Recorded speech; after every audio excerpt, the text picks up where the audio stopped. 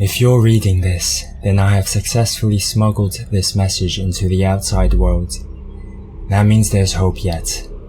Let me assure you, dear reader, this is no ordinary tale of employment woe, nor am I an ordinary disgruntled worker. My circumstances are, to put it mildly, rather extraordinary. Allow me to introduce myself. Just a few months ago, I was your average linguistic major, swimming in a sea of student loans, surviving on dwindling supplies of ramen and grappling with the harsh reality of an unforgiving job market. My cat, Vivian, was the only companion in my struggle, a beacon of fur-covered nonchalance amidst my growing desperation. In one of my desperate late-night job hunts on Craigslist, a peculiar posting caught my eye, seeking an innovative keeper of words for our team at Enigma Lexicon. An appreciation for antiquated languages and a curiosity for the unexplained is required. Night owls preferred. It was odd, undoubtedly so, but the promised salary could easily transform my diet from cheap ramen to gourmet sushi, so I decided to venture into the unknown. I scarcely hit the apply button when a reply from Mr. Nocturne arrived, scheduling an interview for that very night. A tad eccentric, yes, but in my current state, I was open to unconventional approaches. Enigma Lexicon's headquarters was a fusion of the old and the new, with a dash of the absurd. It was like stepping into an Escher painting with its impossible architecture and seemingly infinite corridors. There was a door plastered with no entry signs in 17 different languages, which piqued my curiosity even more. The interview, conducted under Mr. Nocturne's cryptic gaze, was no less strange. There was a whirlwind of Morse code translations, a discussion on the cultural implications of a Klingon sonnet, and a playful banter in Elizabethan English. Oddly enough, I found myself enjoying the challenge. By the time I exited the building, I had a job offer in my pocket, a glimmer of excitement in my heart, and a lingering fascination for the bizarre. Little did I know then, that my journey into the oddities of language had only just begun. The next few weeks at Enigma Lexicon were a crash course in embracing the peculiar and redefining my concept of normal. My colleagues were a diverse group, some of whom conversed in languages that I was sure had been extinct for centuries. I'd pass them in the hallway and pick up snippets of conversation in Akkadian, Old Norse, or some alien language I could only guess at. My day-to-day task were a riotous assembly of linguistic gymnastics and mind-bending challenges. One day, I found myself deciphering what appeared to be whale songs into Sanskrit. Another time, I was asked to document the dialects of unseen entities, the whispers of which would float into my cubicle from some indeterminate location. The most unnerving task was piecing together an anthology of extraterrestrial sonnets, the characters of which seemed to move and change when I wasn't looking directly at them.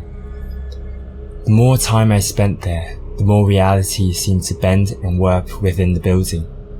There were moments when I would be working late at night, the soft hum of the computers my only company, only to hear the keys of my typewriter tapping out messages in iambic pentameter. I'd look around, expecting to see a prankster colleague, but there was never anyone there. I found a kindred spirit in one of my co-workers, Janus. He was one of the few who didn't talk in long-forgotten languages and seemed as bewildered as I was by the entire situation. We often shared bemused glances when the department meeting turned into a chorus of cacophonous laughter without any discernible joke being shared. But then one day, Janus disappeared. He didn't show up for work one day. There was no note, no explanation, no goodbyes. I asked Mr. Nocturne, who just looked at me with those strange, twinkly eyes and shrugged. People come and go. Such is the nature of existence, he'd said cryptically. Janus's disappearance unnerved me, but I pushed my worries aside, choosing to focus on my work and the charming oddities of Enigma Lexicon. I was fascinated and, I admit, a little scared, but the allure of the strange had taken a hold. I was diving headfirst into a reality where absurdity was the norm, and there was no turning back.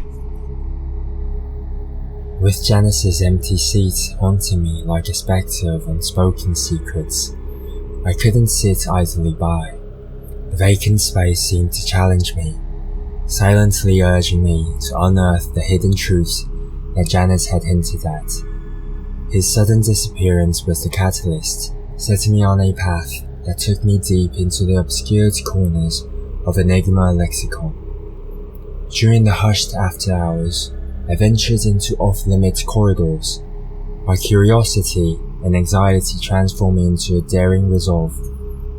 This determination led me to a secret sanctum within the building, a forgotten library that smelled of age-old books and veiled knowledge. Inside this clandestine vault, I found an impressive collection of scriptures, from ancient Sumerian tablets to Babylonian scrolls, all stamped with the enigmatic emblem of our company. Guided by my linguistic skills, I delved into these records, each more arcane than the last, attempting to decipher the cryptic languages and symbols. Piece by piece, I began to stitch together a narrative that became increasingly fantastical. Tales of cosmic deities, unknown realms far beyond the comprehension of mankind, and dark rituals dedicated to these otherworldly beings started to form in front of my eyes. Among these revelations, a name repeatedly emerged: Nyarlathotep. My familiarity with ancient texts and mythologies had taught me a thing or two about Nyarlathotep. Known as the crawling chaos, the deity was often described as a messenger of the outer gods, a bearer of infinite faces, bridging the chasm between cosmic entities and the mundane world. The previously disconcerting whispers around the office started to make a chilling sense. They weren't random, but incantations and rituals to these cosmic entities. Each whisper seemed to carry an undercurrent of Mr. Nocturne's voice, whispering arcane chants that I was now beginning to understand. I found a cryptic mural in the depths of the library depicting a figure bearing an unnerving resemblance to Mr. Nocturne. Surrounded by scribbles engaged in transcription work, the figure exuded an aura of cosmic chaos. My heart pounded in my chest as the puzzle pieces fell into place. Mr. Nocturne, our enigmatic employer, was an earthly incarnation of Nyarlathotep, orchestrating chaos from his nondescript office. My seemingly absurd tasks at Enigma Lexicon took on a sinister meaning. Each quirky translation, each strange transcription, was part of a grand cosmic scheme to summon and serve these eldritch gods. I felt a frisson of horror at the realization of my unwitting involvement in this celestial conspiracy. Still, fear didn't paralyze me. It ignited a spark of rebellion. With the veils lifted and the truth laid bare, I made a resolve. I would disrupt this cosmic order, counteract the chaos with my newfound understanding, and challenge Nyarlathotep at his own game. A silent nod to Janus's absent presence was my vow, and with that, I braced myself for the storm of madness that awaited.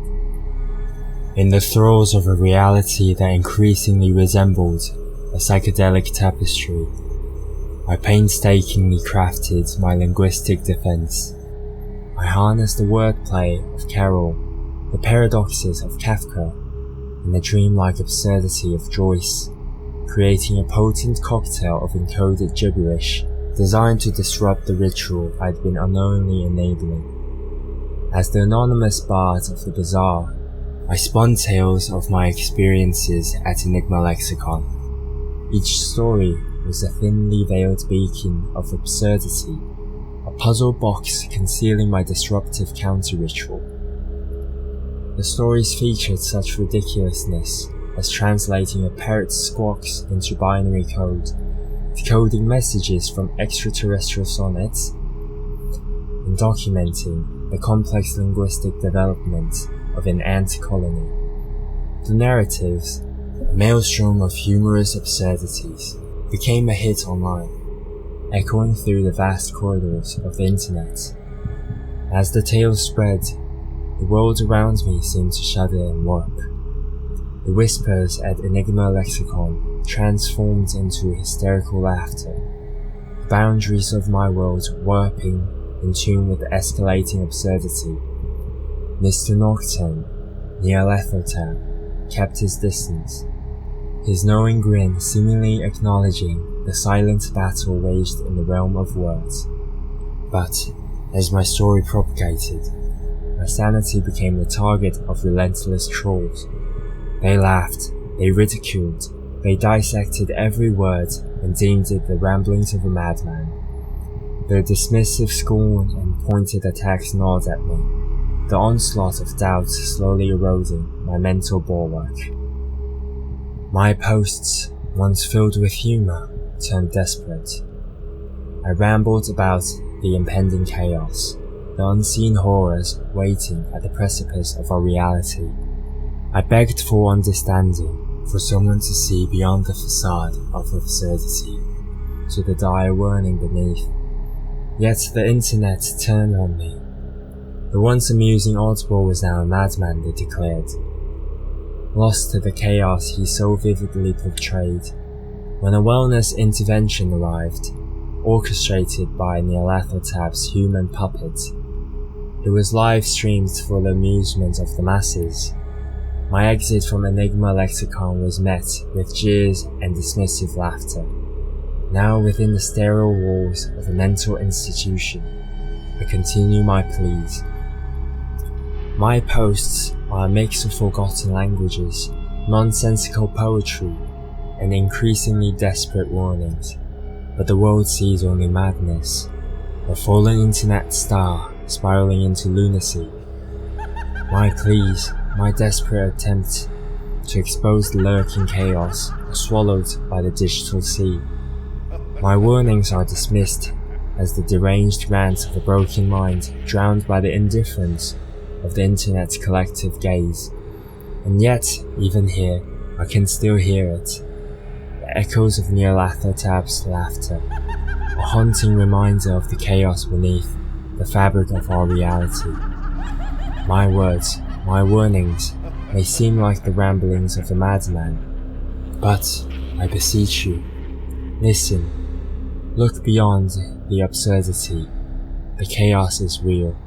It's all real. The cosmic entities, the rituals, the impending doom. I implore you, heed my words before it's too late.